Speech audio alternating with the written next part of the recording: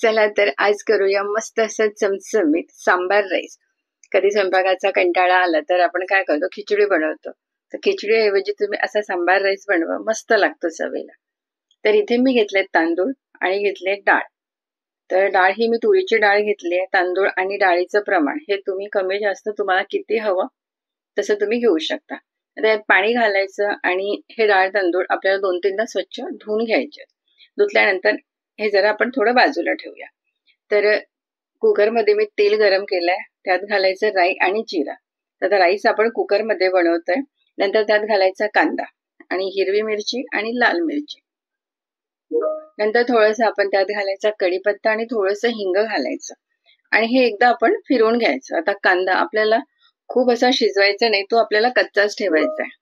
तर एकदा हे आपण थोडंसं फिरवून घ्यायचं. नंतर त्यात घालायची आपण थोडीशी कोथिंबीर. कोथिंबीर घालून परत आपण हे एकदा फिरवून घेऊया. हे आपल्याला असं खूप शिजवायची गरज नाहीये. नंतर घातले मी त्यात छोटे 2 टमाटर. टमाटर सुद्धा एकदा आपण मिक्स करून घेऊया. टमाटर सुद्धा खूप असे आपल्याला नरम करायची गरज नाही. नंतर घातले हळद आणि लाल तिखट आणि त्यानंतर आपण यात घालायचा सांबार पावडर. 1.5 ते 2 चमचे मी सांबार पावडर घातलेला आहे. परत एकदा आपण हे मिक्स करून घेऊया. एखादी मिनिटाकरता, म्हणजे जे पावडर मसाले घातलेत ना ते कच्चे राहणार नाही. तर एकदा आपण हे परत मस्त असं मिक्स करून घेऊया. नंतर आपण यात घालायचे डाळ आणि तांदूळ. जी आपण धुवून ठेवलेली होती ना ते डाळ आणि तांदूळ आपण यात घालायचे. मसाल्यात मिक्स करायचे आणि साधारण 1.5 ते 2 मिनिट हे आपण असं मस्त मसाल्यातच परतून घ्यायचं. लगेच यात पाणी घालायची घाई करायची नाही. मसाल्यात तांदूळ छान असा परतून घ्यायचा. नंतर आपण यात घालायचं पाणी.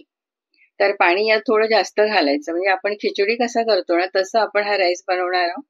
अगदी थोडासा असा नरम, त्यामुळे पाणी थोडं आपण जास्त घालायचं. नंतर त्यात घालायचं मीठ चवीनुसार, गरजेनुसार किती हवं तुम्हाला तेवढं. एकदा परत आपण हे फिरून घेऊया. नंतर कुकरचं झाकण बंद करायचं आणि मीडियम गॅसवर 3 शिट्ट्या आपण ह्या करून घ्यायच्या. गॅस मात्र मीडियम ठेवायची, मीडियम गॅसवर करायचं. तर इथे बघा 3 शिट्ट्या झाल्यात. कुकरचं झाकण तेवढं आपण काढून घेऊया आणि बघा राईसला कलर बघा किती मस्त आलाय. नंतर आपण यात घालायचं थोडंसं चिंचेचं पाणी. तुम्हाला किती हवं तेवढं तुम्ही यात घाला. एकदा परत आपण मिक्स करून घेऊया आणि राईस बघा काय दिसतोय, मस्त गरमागरम. बाहेर पाऊस पडतोय आणि असं थंड वातावरण झालंय की काहीतरी असं गरम खायची इच्छा होते ना, तेव्हा असा हा सांबार राईस तुम्ही नक्की एकदा ट्राय करा. शेवटी घातली थोडीशी कोथिंबीर. एखादी वेळेला आपल्याला स्वयंपाकाचा कंटाळा येतो, कुठून बाहेरून आले की स्वयंपाकाचा येतो कंटाळा, मग आपण काय करतो खिचडी.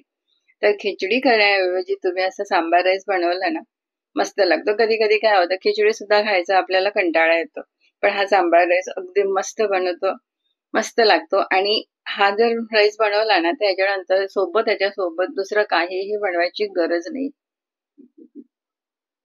चला तर मग तुम्ही सुद्धा ही रेसिपी नक्की एकदा ट्राय करा. आवडलीच तर लाईक करा आणि शेअर करा.